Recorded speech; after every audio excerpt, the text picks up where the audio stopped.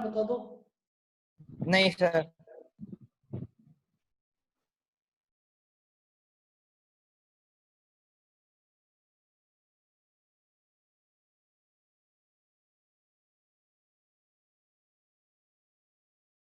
ये है ए के कोऑर्डिनेट्स हैं 0, -1, 0, -1। बी के कोऑर्डिनेट्स हैं 2, 1,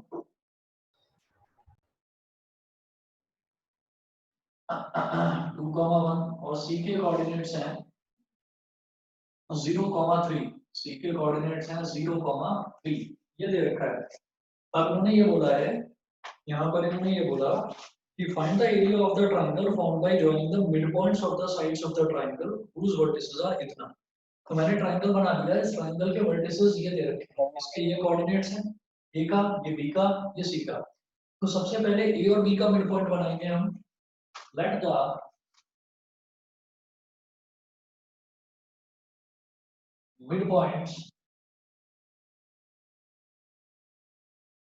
midpoints of A, B and C be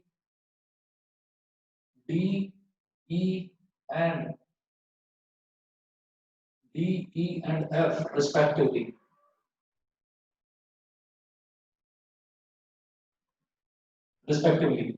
तो A और B का जो मिड पॉइंट है वो हो गया D, B और C का जो मिड पॉइंट है वो हो गया E, और A और C का जो मिड पॉइंट है वो हो गया F। तो कोऑर्डिनेट्स ऑफ D के कोऑर्डिनेट्स क्या होंगे? D हो जाएगा A और B का मिड पॉइंट। तो 0 + 2/2, 0 + 2/2 कॉमा y1 + y2/2 यानी कि -1 + 1/2, -1 + 1/2। 0 + 2 हो गया 2, 2/2 हो गया 1, -1 + 1 हो गया 0, 0/2 हो गया 0। तो ये D के कोऑर्डिनेट्स हो गए 1, 0। फिर आता है coordinates of E।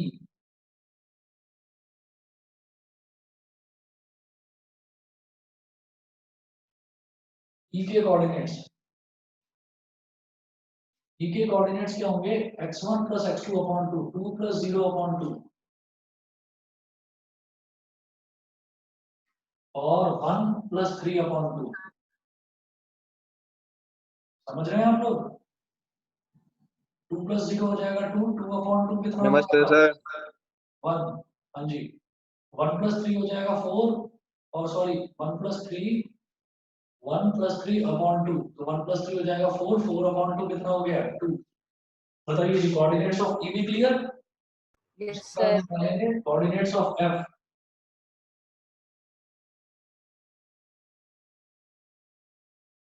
Coordinates of F. F के कोऑर्डिनेट्स क्या होंगे?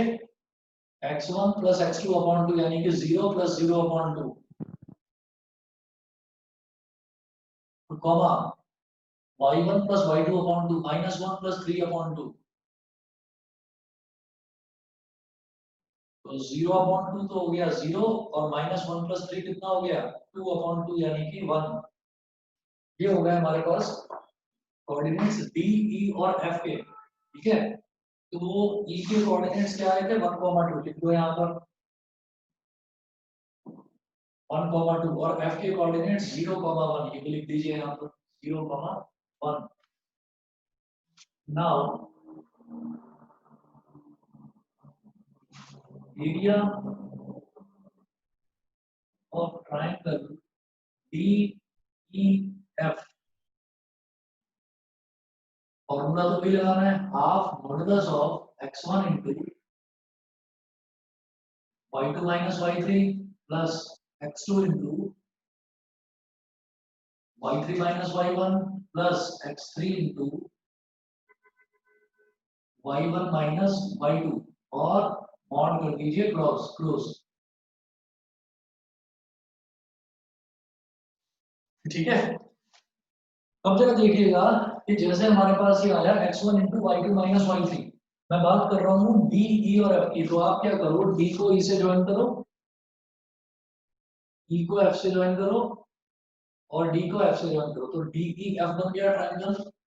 तो जब मैं डी ई एफ ट्राइंगल की बात कर रहा हूँ तो डी के कोऑर्डिनेट्स हो गए मेरे लिए x1 y1, ई के कोऑर्डिनेट्स हो गए x2 y2 और एफ के कोऑर्डिनेट्स हो गए x3 y3। तो सबसे पहला है हाफ और फिर मॉड के अंदर x1 into y2 minus y3। x1 क्या है, d का x कोऑर्डिनेट 1,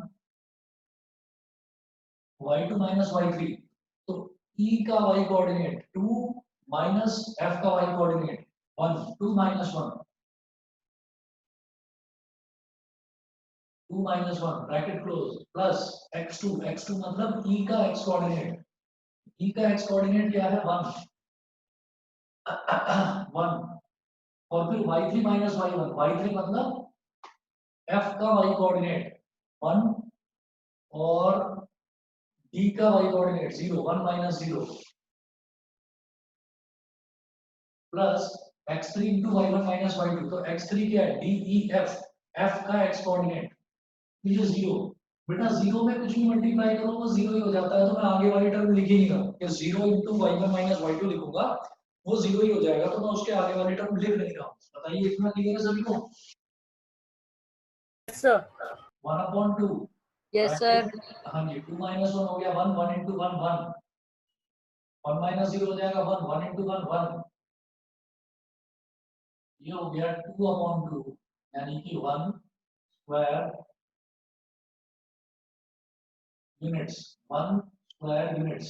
ये आ गया ये ट्राइंगल डी ई एफ का। फिर हम क्या करेंगे, ये पूरा बड़ा एरिया निकालेंगे ओरिजिनल ट्राइंगल का, एबीसी का एरिया निकालेंगे।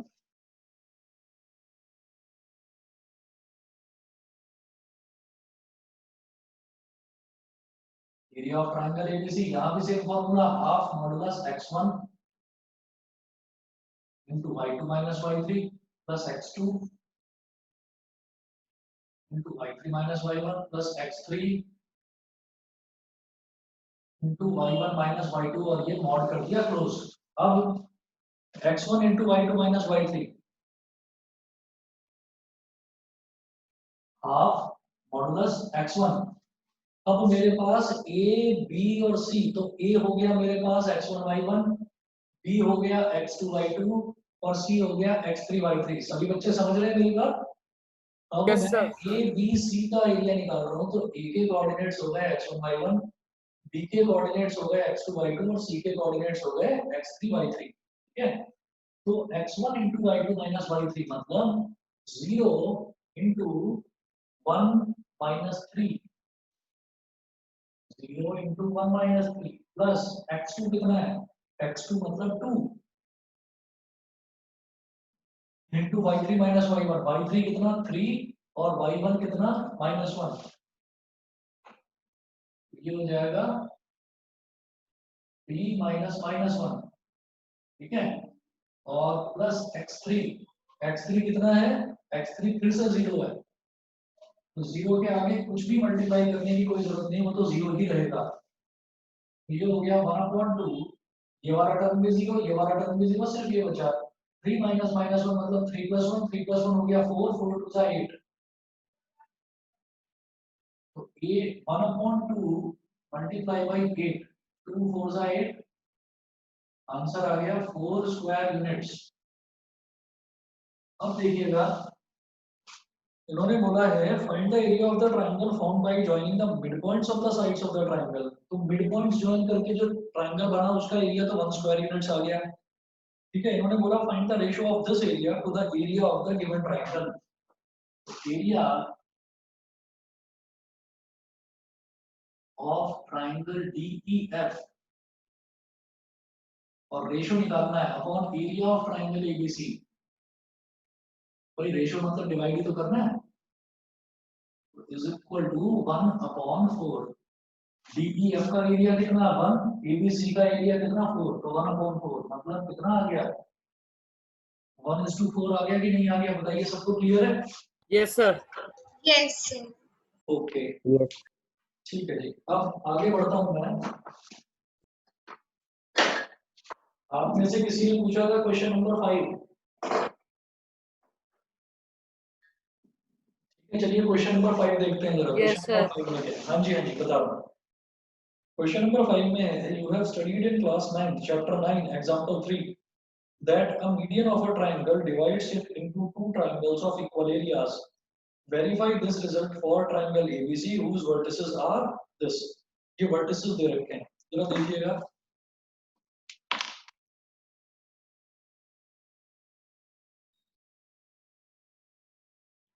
क्वेश्चन नंबर 5 में एक ट्रायंगल दे रखा है मुझे।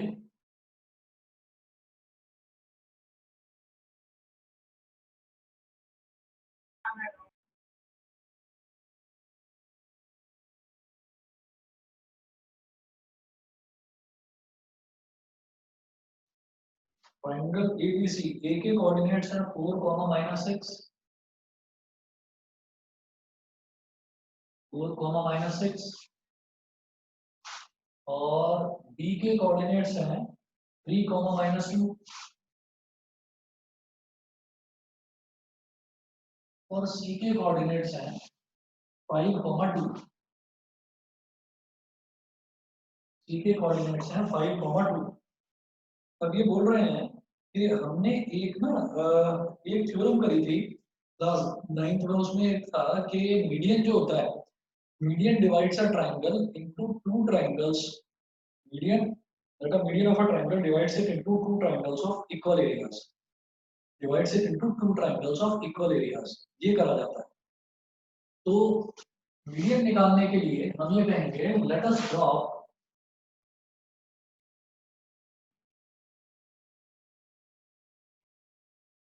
a median from A on BC। A से BC पर एक मीडियन ड्रॉप करिए।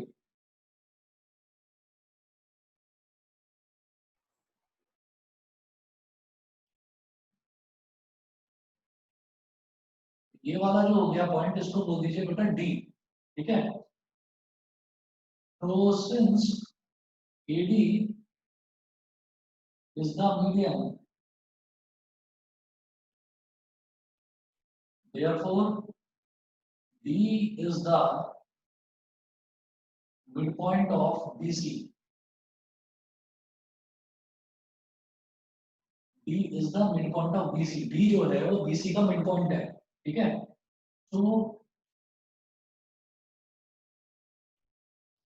coordinates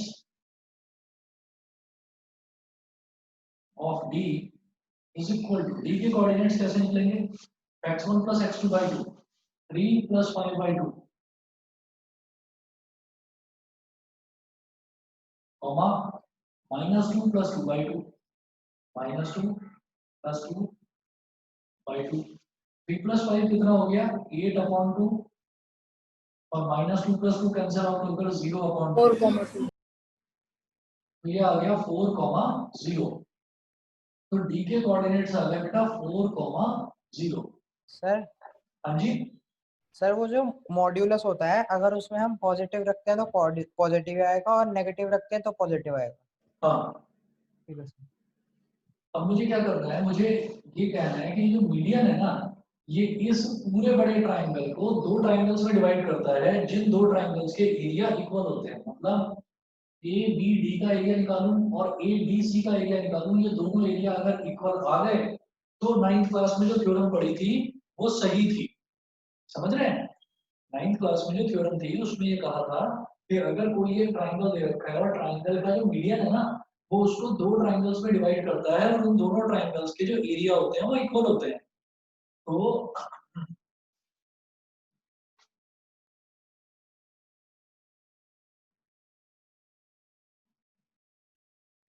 यहाँ पर निकालेंगे area of triangle ABD.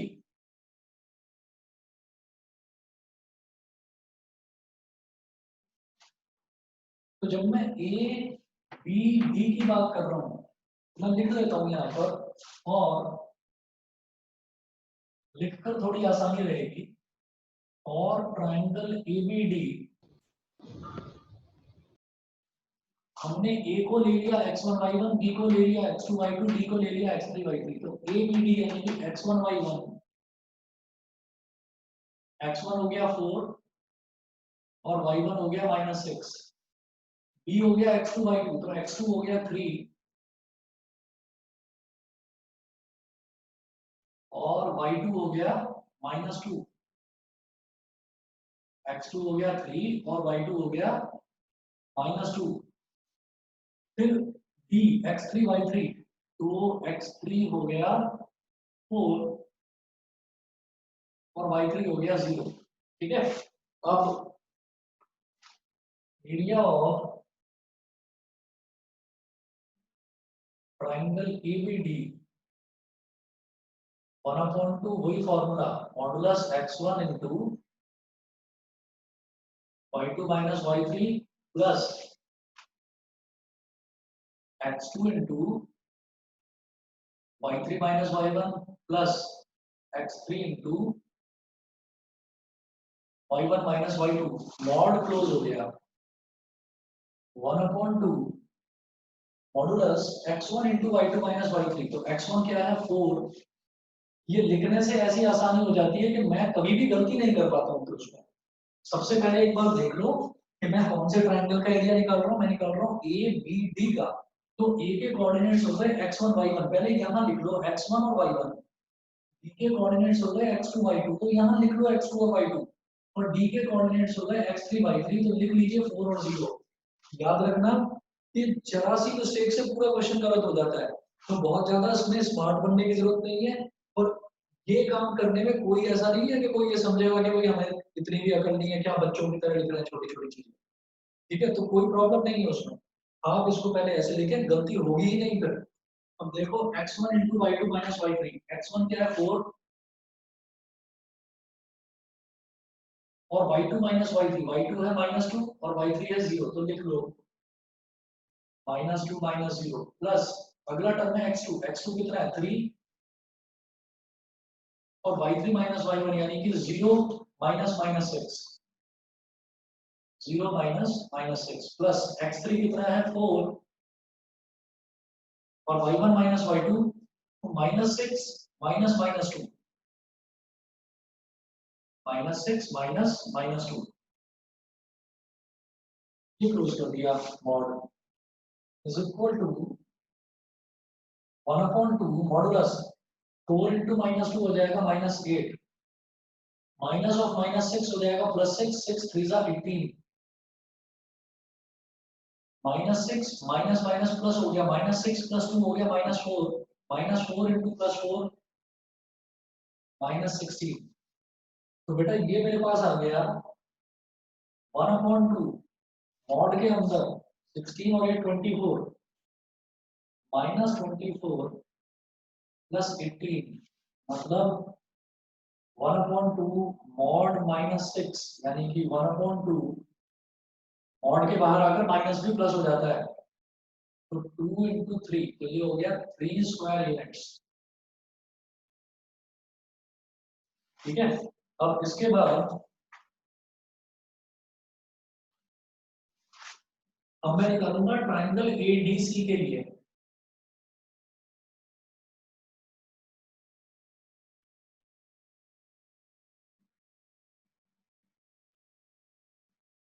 RD में कौन सा डाउट बता रहे थे आप लोग?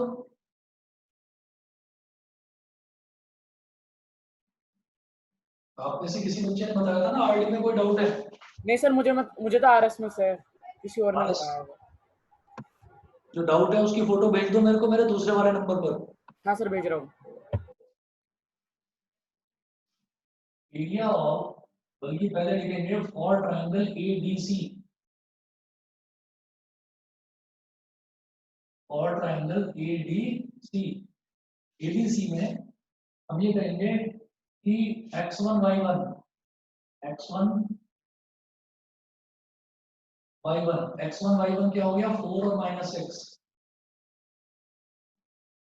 4 -6, फिर होगा x2 y2, तो ये हो गया 4,0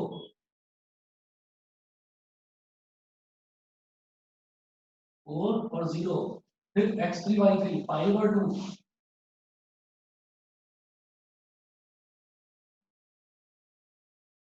5 और 2। अब हम कहेंगे एरिया ऑफ ट्रायंगल ADC,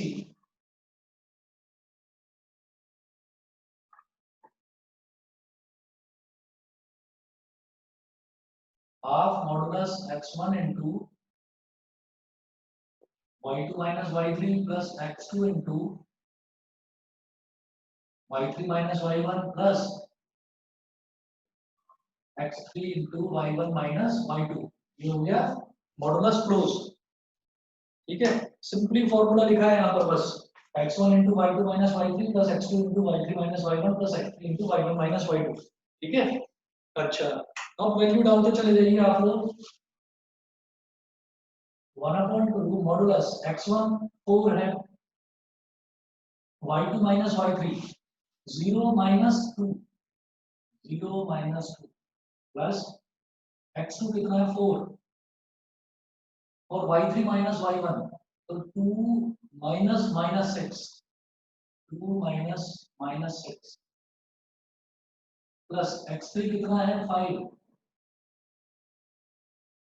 और y1 minus y2 मतलब -6 -0 -6 -0 और मॉडुलस को कर दीजिए क्लोज।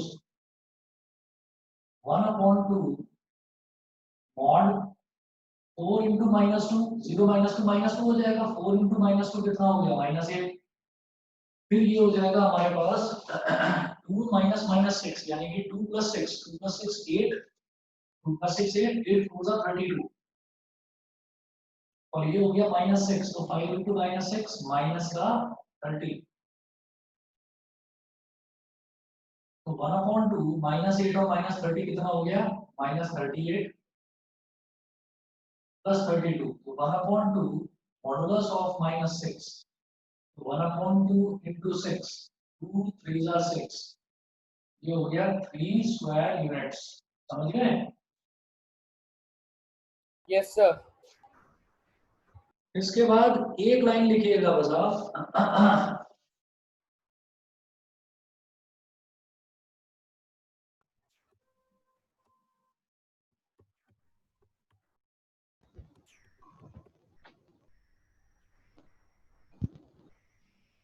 लिखिएगा इसमें hence it is proved that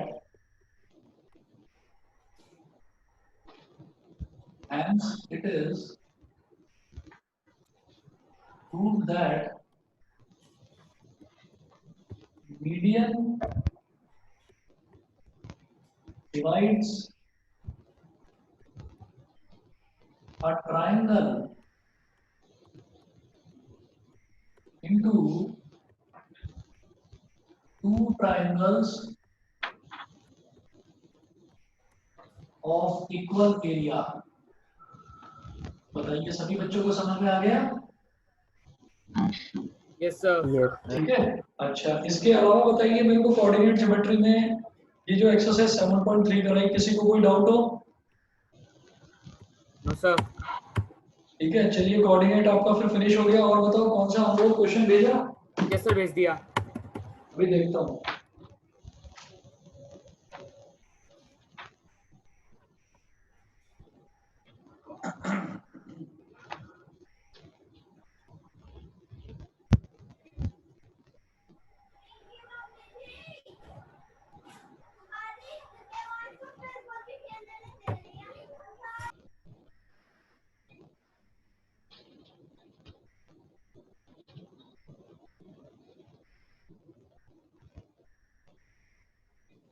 देखिए क्वेश्चन क्या है,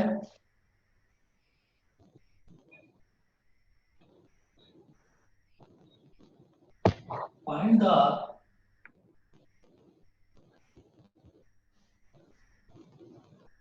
distance between P and Q where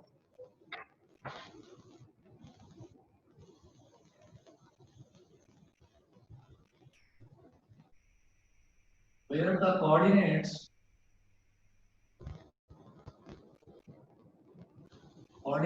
of P and Q are P के कोऑर्डिनेट्स हैं A sin alpha comma A cos alpha और q के कोऑर्डिनेट्स हैं a cos alpha comma minus a sin alpha. ठीक है, तो मुझे डिस्टेंस निकालना है between p and q। p और q के बीच का डिस्टेंस निकालने के लिए हम ये कहेंगे कि जो p के कोऑर्डिनेट्स हैं उनको x1 y1 ले लिया। therefore x1 is equal to a sin alpha, y1 is equal to a cos alpha। इसी तरह से x2 is equal to a cos alpha and y2 is equal to minus a sin alpha। ठीक है, तो PQ जब distance निकालेंगे तो distance formula होता है under root x2 minus x1 का whole square plus y2 minus y1 का होल स्क्वायर।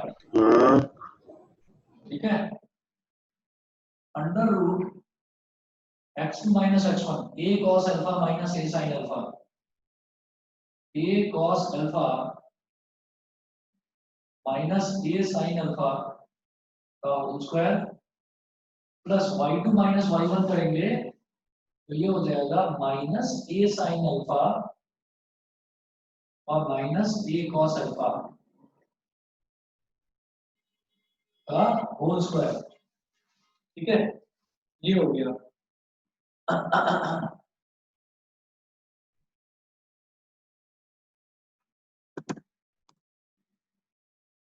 अब देखिएगा नेक्स्ट आगे क्या करूंगा मैं इसको। क्वेश्चन सबको समझ में आ गया ना?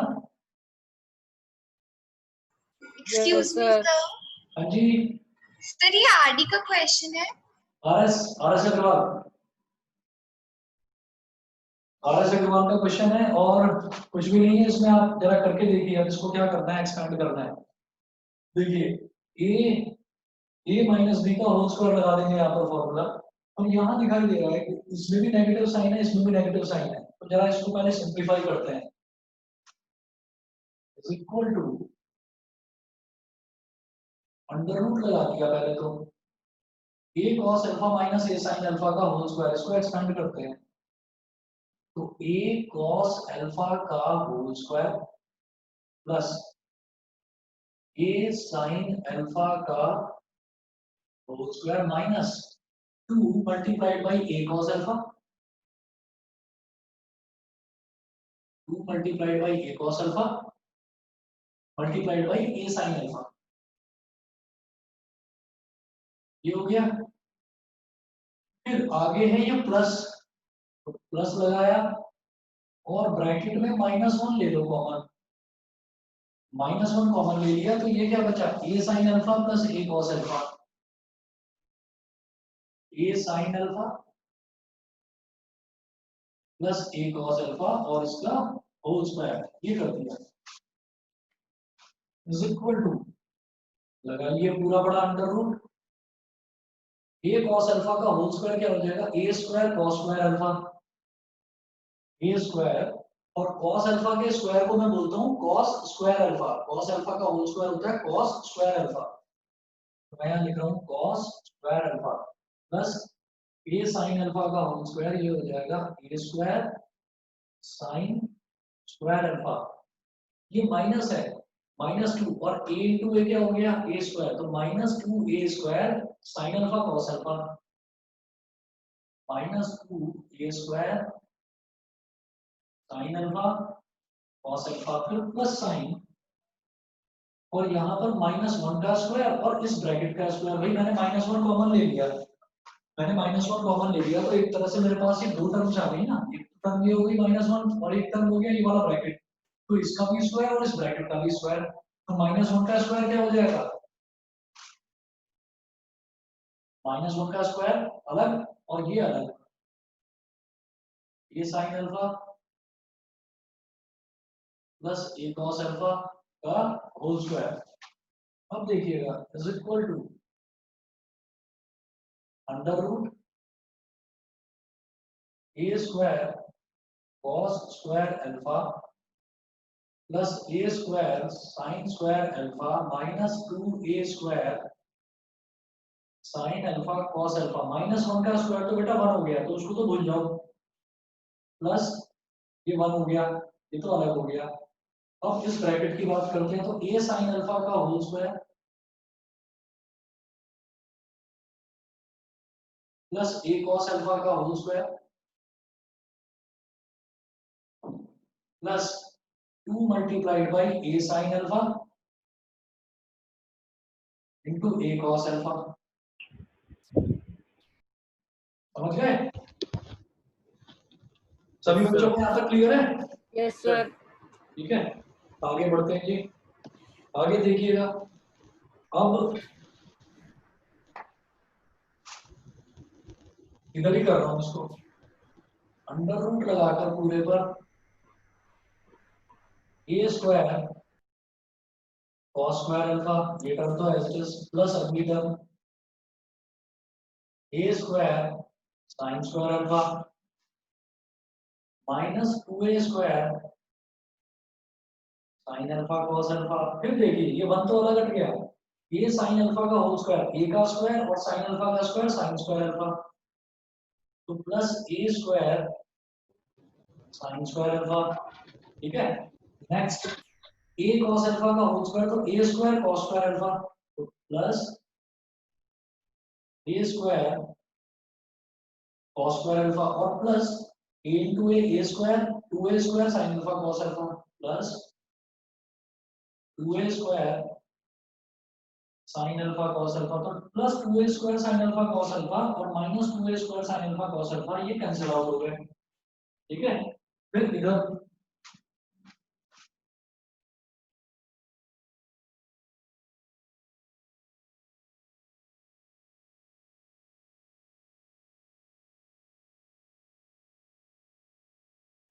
आगे देखिएगा, अब a square cos square alpha और a square cos square alpha दोनों को ऐड कर देंगे, तो क्या हो जाएगा 2a square cos square alpha under root 2a square cos square alpha. फिर अगला है a square sin square alpha plus a square sin square alpha, तो ये हो जाएगा 2a square sin square alpha. दोनों में 2a स्क्वायर को ले लो कॉमन,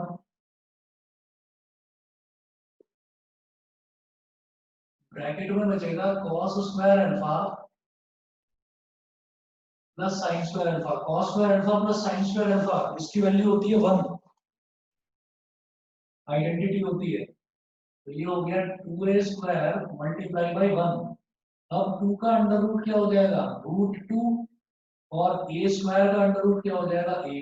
ये है इसका आंसर, अंडर रूट 2a। बताइए यही है आंसर? यस सर, सही है। ठीक है जी, और बताइए, और किसी बच्चे को कोई डाउट हो कोऑर्डिनेट में? कोऑर्डिनेट अपने फिनिश कर दिया है, जितने क्वेश्चन अभी करे एनसीईआरटी की 3 एक्सरसाइज करी, इसके अलावा कहीं कोई कुछ डाउट हो तो बताओ, सर बताइए। No sir. एनसीईआरटी का एक नो क्वेश्चन सर। दोबारा पूछना हो, कोई क्वेश्चन आरडी का पूछना हो, कोई आरएस का पूछना हो, कोई क्वेश्चन पिछले साल का पूछना हो, बताओ।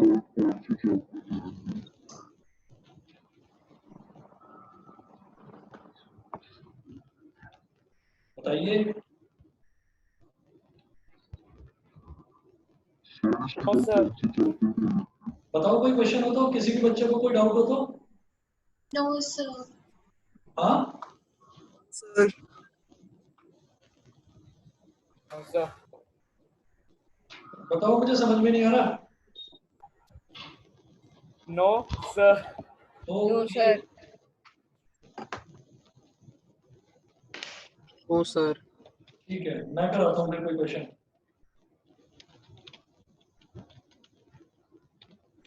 Excuse me, sir. हाँ जी बताइए। So next chapter कौन सा होगा? नेक्स्ट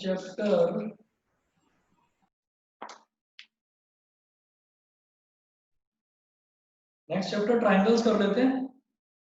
सर 4th चैप्टर करवा दो। फोर्थ कौन सा है? क्वाड्रेटिक इक्वेशन करवाया नहीं?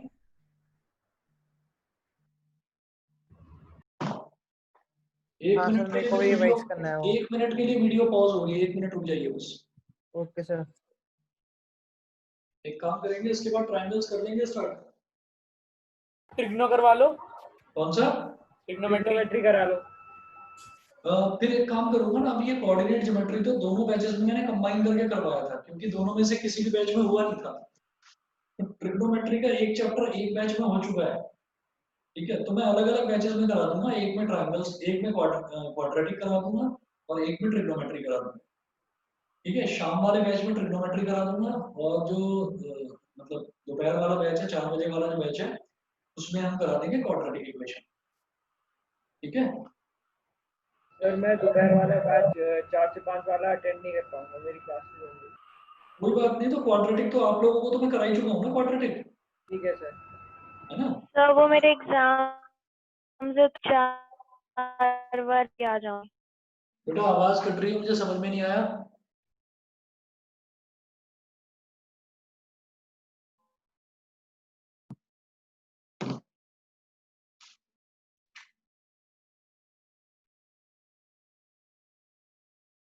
बताइए जी, फिर कोऑर्डिनेट में और कोई डाउट नहीं है किसी को भी? No sir. ठीक है, तो फिर आज इतना ही करते हैं। आज आपको 15 मिनट पहले ही छोड़ रहा हूँ फिर, ठीक है। Okay sir. आज इतना ही कर लेते हैं बस, आज के लिए इतना ही बहुत है, ऑफ है आज का फिर। और अरे सर, Excuse me, sir. हाँ बेटा बताओ। सर आप एक्स्ट्रा क्वेश्चंस दे दो इस चैप्टर के। मैं एक काम करता हूँ, क्लास के बाद में मैं आपको रात के 10 बजे के बाद में भेजूंगा कुछ क्वेश्चंस, मैं व्हाट्सएप कर दूंगा आरडी में से कुछ क्वेश्चंस। हाँ जी, सर अब आ रही है बात। फिर इसके बाद क्या कराओगे? हाँ, आ रही है बताइए। सर वो एग्जाम है ना अभी, तो फिर मैं अगर आप 4 बजे वाले में क्वाड्रेटिक इक्वेशन कराओगे।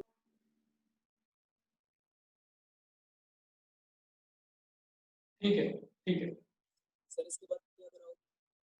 ठीक है। तो मैं फिर एक काम करूंगा, मैं मतलब फ्री होने के बाद में मैं रात को 10 साढ़े 10 बजे के करीब आपको क्वेश्चंस भेज दूंगा इसके कोऑर्डिनेट ओके सर। के भेजनी है सर मैं आपको आपको? क्वेश्चंस भेज दूंगा, ठीक है। सर फोटो जी। क्लिक करके भेजनी है? क्या? फोटो क्लिक करके भेजनी है? किस चीज की फोटो? सर जो एक्स्ट्रा क्वेश्चंस आप भेजोगे। हाँ हाँ बिल्कुल भेज दिए भाई, यस सर। बिल्कुल भेज दिए। चलिए ठीक है फिर, सर आज के बाय लिए सर। बस इतना ही। Okay Thank you, sir. Thank you, sir. Thank you okay sir. Okay. Bye sir, good night. नमस्ते नमस्ते जी, नमस्ते। Thank you sir. Okay sir. Okay.